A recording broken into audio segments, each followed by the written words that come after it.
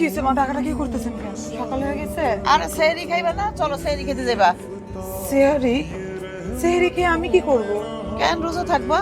আসলে ইয়ে হয়েছে কি মা, আমি রোজা রাখতে পারি না। রোজা রাখলে আমার মাথা ঘুরায়, পেট ব্যথা করে। আপনারা কি সেহরি খেয়ে নেন? রোজা রাখবা না মানে? প্রথম রোজা, চলো রোজা রাখবা। মা, আমি তো বাংলা ভাষায় কথা বলতেছি, আপনি বোঝেন না? আমি রোজা রাখতে পারবো না। কেন আমার কাঁচা ঘুমটা ভাঙালেন বলেন? শান্তিতে একটা ঘুম দিছিলাম, আইসা চিল্লায় রেখে তুলে দিলেন। এটা কোনো কাজ করলেন?